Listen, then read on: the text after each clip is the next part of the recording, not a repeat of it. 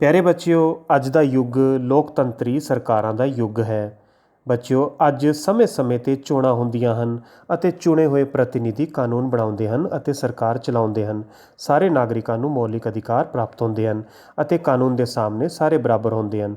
ਪਰ ਫਰਾਂਸੀਸੀ ਕ੍ਰਾਂਤੀ ਤੋਂ ਪਹਿਲਾਂ ਅਜਿਹਾ ਲੋਕਤੰਤਰ ਮੌਜੂਦ ਨਹੀਂ ਸੀ। ਬੱਚਿਓ, ਦੇਸ਼ਾਂ ਦਾ ਸ਼ਾਸਨ ਰਾਜਿਆਂ ਜਾਂ ਬਾਦਸ਼ਾਹਾਂ ਵੱਲੋਂ ਚਲਾਇਆ ਜਾਂਦਾ ਸੀ, ਜੋ ਆਪਣੀ ਇੱਛਾ ਅਨੁਸਾਰ ਕਾਨੂੰਨ ਬਣਾਉਂਦੇ ਸਨ। ਬੱਚਿਓ, ਉਸ ਸਮੇਂ ਸਮਾਜ ਉੱਚ ਅਤੇ ਨਿਮਨ ਦੋ ਵਰਗਾਂ ਦੇ ਵਿੱਚ ਵੰਡਿਆ ਹੋਇਆ ਸੀ। ਹਰ ਇੱਕ ਦੇ ਆਪਣੇ ਵਿਸ਼ੇਸ਼ ਅਧਿਕਾਰ ਅਤੇ ਕਰਤੱਵ ਹੁੰਦੇ ਸਨ। ਬੱਚਿਓ, ਹੁਣ ਅਸੀਂ ਗੱਲ ਕਰਦੇ ਹਾਂ ਉਸ ਇਤਿਹਾਸਕ ਪਿੱਠ ਭੂਮੀ ਬਾਰੇ ਜਿਸ ਨੇ ਫਰਾਂਸੀਸੀ ਕ੍ਰਾਂਤੀ ਦਾ ਰਸਤਾ ਪੱਧਰਾ ਕੀਤਾ। ਬੱਚਿਓ, ਫਰਾਂਸੀਸੀ ਕ੍ਰਾਂਤੀ ਵਿਸ਼ਵ ਇਤਿਹਾਸ ਦੀ ਇੱਕ ਬਹੁਤ ਮਹਾਨ ਘਟਨਾ ਹੈ। ਇਸ ਕ੍ਰਾਂਤੀ ਨੇ ਇਤਿਹਾਸ ਉੱਤੇ ਬਹੁਤ ਹੀ ਡੂੰਘਾ ਪ੍ਰਭਾਵ ਪਾਇਆ। ਇਸ ਨੇ ਮਨੁੱਖਤਾ ਨੂੰ ਤਿੰਨ ਨਵੇਂ ਵਿਚਾਰ ਦਿੱਤੇ: ਸੁਤੰਤਰਤਾ, ਸਮਾਨਤਾ ਅਤੇ ਭਰਾਤਰੀ ਭਾਵ। ਬੱਚਿਓ, ਇਹ ਕ੍ਰਾਂਤੀ 1799 ਈਸਵੀ ਤੋਂ 1799 ਈਸਵੀ ਤੱਕ ਹੋਈ। ਫਰਾਂਸੀਸੀ ਸਰਕਾਰ ਵਿਸ਼ੇਸ਼ ਤੌਰ 'ਤੇ 1780 ਦੇ ਸਮੇਂ ਵਿੱਤੀ ਸੰਕਟ ਨੂੰ ਘੱਟ ਕਰਨ ਲਈ ਟੈਕਸ ਵਧਾਉਣ ਦੀ ਚੁਣੌਤੀ ਦਾ ਸਾਹਮਣਾ ਕਰ ਰਹੀ ਸੀ। ਇਸ ਨੇ ਲੋਕਾਂ ਦੇ ਵਿੱਚ ਰੋਸ਼ ਦੀ ਭਾਵਨਾ ਪੈਦਾ ਕੀਤੀ। ਲੋਕ ਗੁੱਸੇ ਦੇ ਵਿੱਚ ਸਨ, ਜਿਸ ਨੇ ਫਰਾਂਸੀਸੀ ਕ੍ਰਾਂਤੀ ਲਈ ਰਾਹ ਪੱਧਰਾ ਕੀਤਾ। ਪਿਆਰੇ ਬੱਚਿਓ, ਫਰਾਂਸੀਸੀ ਕ੍ਰਾਂਤੀ ਦੇ ਵਰਣਨ ਤੋਂ ਪਹਿਲਾਂ ਯੂਰਪ ਦੀ ਰਾਜਨੀਤਿਕ, ਸਮਾਜਿਕ ਅਤੇ ਆਰਥਿਕ ਸਥਿਤੀ ਦਾ ਜ਼ਿਕਰ ਕਰਨਾ ਬਹੁਤ ਜ਼ਰੂਰੀ ਹੈ। ਬੱਚਿਓ, ਪਹਿਲਾਂ ਅਸੀਂ ਗੱਲ ਕਰਾਂਗੇ ਰਾਜਨੀਤਿਕ ਵਿਵਸਥਾ ਬਾਰੇ। ਉਸ ਵੇਲੇ ਫਰਾਂਸ ਦੇ ਵਿੱਚ ਰਾਜਤੰਤਰ ਸੀ, ਜਿਸ ਕਰਕੇ ਰਾਜਾ ਆਪਣੇ ਆਪ ਨੂੰ ਰੱਬ ਦਾ ਪ੍ਰਤੀਨਿਧੀ ਮੰਨਦਾ ਸੀ। ਬੱਚਿਓ, ਲੂਈਸ 14ਵਾਂ ਫਰਾਂਸ ਦਾ ਸ਼ਾਸਕ ਸੀ। ਉਸ ਦੇ ਸਮੇਂ ਰਾਜਤੰਤਰ ਦੀ ਨਿਰੰਕੁਸ਼ਤਾ ਪੂਰੇ ਸ਼ਿਖਰ 'ਤੇ ਸੀ। ਲੂਈਸ 15ਵਾਂ, ਜੋ ਕਿ ਲੂਈਸ 14ਵੇਂ ਦਾ ਉੱਤਰਾਧਿਕਾਰੀ ਸੀ, ਇੱਕ ਅਯੋਗ ਸ਼ਾਸਕ ਸੀ।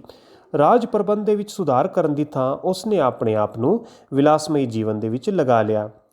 ਉਸ ਤੋਂ ਬਾਅਦ ਬੱਚਿਓ, ਲੂਈਸ 16ਵਾਂ ਫਰਾਂਸ ਦਾ ਸ਼ਾਸਕ ਬਣਿਆ, ਜੋ ਕਿ 1774 ਤੋਂ 1792 ਈਸਵੀ ਤੱਕ ਫਰਾਂਸ ਦਾ ਆਖਰੀ ਸ਼ਾਸਕ ਰਿਹਾ ਸੀ।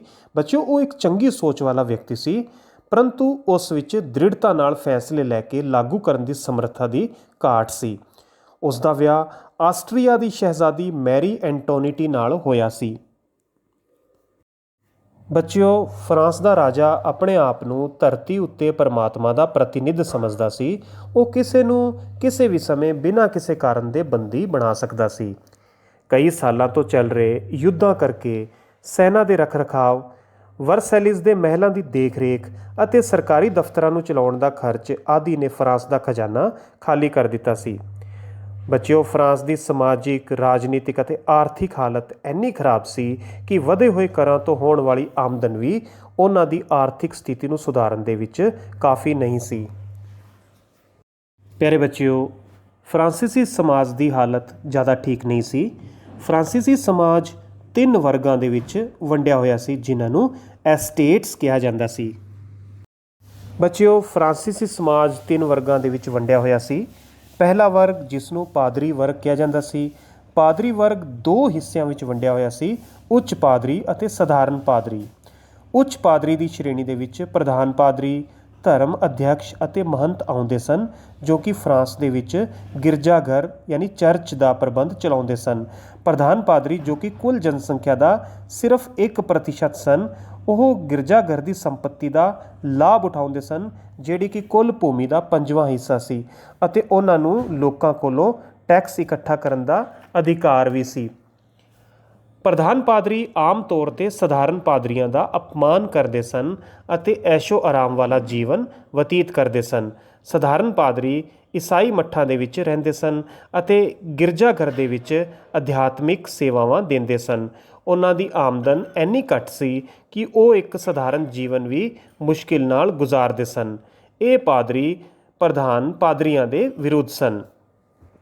ਬੱਚਿਓ, ਦੂਜਾ ਵਰਗ, ਜਿਸ ਨੂੰ ਕੁਲੀਨ ਵਰਗ ਕਿਹਾ ਜਾਂਦਾ ਹੈ, ਇਸ ਵਰਗ ਦੇ ਵਿੱਚ ਕੁਲੀਨ ਅਤੇ ਰਈਸ ਲੋਕ ਆਉਂਦੇ ਸਨ, ਜਿਨ੍ਹਾਂ ਨੂੰ ਕੋਈ ਕਰ ਨਹੀਂ ਦੇਣਾ ਪੈਂਦਾ ਸੀ ਅਤੇ ਭੂਮੀ ਰਾਹੀਂ ਧਨ ਇਕੱਠਾ ਕਰਦੇ ਸਨ। ਦੂਸਰਾ ਵਰਗ ਕੁੱਲ ਫਰਾਂਸੀਸੀ ਆਬਾਦੀ ਦਾ 2% ਹਿੱਸਾ ਸੀ, ਪਰ ਇਹ ਦੇਸ਼ ਦੀ ਕੁੱਲ ਭੂਮੀ ਦੇ 30% ਹਿੱਸੇ ਦੇ ਮਾਲਕ ਸਨ।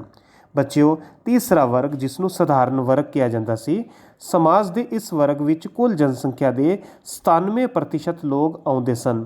ਇਸ ਵਰਗ ਨੂੰ ਅਸਮਾਨਤਾ ਅਤੇ ਸਮਾਜਿਕ ਤੇ ਆਰਥਿਕ ਤੌਰ ਤੇ ਪਛੜੇਪਣ ਦਾ ਸਾਹਮਣਾ ਕਰਨਾ ਪੈਂਦਾ ਸੀ।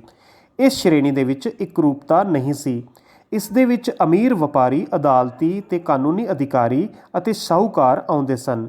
ਇਸ ਵਰਗ ਦੇ ਵਿੱਚ ਕਿਸਾਨ, ਕਾਰੀਗਰ, ਛੋਟੇ ਕਾਸ਼ਤਕਾਰ, ਭੂਮੀ ਰਹਿਤ ਮਜ਼ਦੂਰ ਅਤੇ ਨੌਕਰ ਵੀ ਆਉਂਦੇ ਸਨ। ਤੀਸਰੇ ਵਰਗ ਦੇ ਲੋਕ ਸਭ ਤੋਂ ਜ਼ਿਆਦਾ ਟੈਕਸ ਦਿੰਦੇ ਸਨ।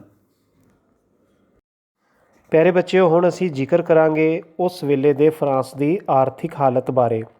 ਬੱਚਿਓ, ਉਸ ਵੇਲੇ ਫਰਾਂਸ ਦੀ ਅਰਥ ਵਿਵਸਥਾ ਮੁੱਖ ਤੌਰ 'ਤੇ ਖੇਤੀਬਾੜੀ 'ਤੇ ਆਧਾਰਿਤ ਸੀ। ਫਰਾਂਸ ਦੇ ਕਿਸਾਨ ਕਰਾਂ ਦੇ ਭਾਰ ਹੇਠ ਦੱਬੇ ਹੋਏ ਸਨ। ਉਸ ਵੇਲੇ ਕਰ ਦੋ ਪ੍ਰਕਾਰ ਦੇ ਹੁੰਦੇ ਸਨ: ਪ੍ਰਤੱਖ ਕਰ, ਜਿਸ ਦੇ ਵਿੱਚ ਭੂਮੀ ਕਰ ਅਤੇ ਆਮਦਨ ਕਰ ਅਤੇ ਸੰਪੱਤੀ ਕਰ ਆਉਂਦੇ ਸਨ, ਅਤੇ ਅਪ੍ਰਤੱਖ ਕਰ, ਜਿਨ੍ਹਾਂ ਦੇ ਵਿੱਚ ਨਮਕ ਕਰ ਅਤੇ ਤੰਬਾਕੂ ਆਦਿ ਵਸਤੂਆਂ ਉੱਤੇ ਲੱਗਣ ਵਾਲੇ ਕਰ ਸਨ। ਪਿਆਰੇ ਬੱਚਿਓ, ਉਸ ਸਮੇਂ ਦੇ ਫਰਾਂਸ ਦੇ ਪੜ੍ਹੇ ਲਿਖੇ ਲੋਕਾਂ ਨੂੰ ਅਮਰੀਕਨ ਕ੍ਰਾਂਤੀ ਅਤੇ ਪ੍ਰਬੋਧਨ ਅੰਦੋਲਨ ਬਾਰੇ ਜਾਣਕਾਰੀ ਸੀ। ਅਮਰੀਕਨ ਕ੍ਰਾਂਤੀ ਦੇ ਕੁਝ ਨੇਤਾ ਜਿਵੇਂ ਕਿ ਬੈਂਜਾਮਿਨ ਫਰੈਂਕਲਿਨ ਫਰਾਂਸੀਸੀ ਬੁੱਧੀਜੀਵੀਆਂ ਨਾਲ ਜੁੜੇ ਹੋਏ ਸਨ ਅਤੇ ਉਹ ਪੈਰਿਸ ਵਿੱਚ ਰਹਿ ਰਹੇ ਸਨ। ਇਸ ਦੇ ਨਾਲ ਨਾਲ ਬੱਚਿਓ, ਵੋਲਟੇਅਰ, ਰੂਸੋ ਅਤੇ ਮਾਂਟੇਸਕਿਊ ਵਰਗੇ ਮਹਾਨ ਵਿਦਵਾਨ ਅਤੇ ਦਾਰਸ਼ਨਿਕਾਂ ਦੇ ਵਿਚਾਰਾਂ ਦਾ ਵੀ ਫਰਾਂਸੀਸੀ ਲੋਕਾਂ ਉੱਪਰ ਬਹੁਤ ਗਹਿਰਾ ਪ੍ਰਭਾਵ ਪਿਆ।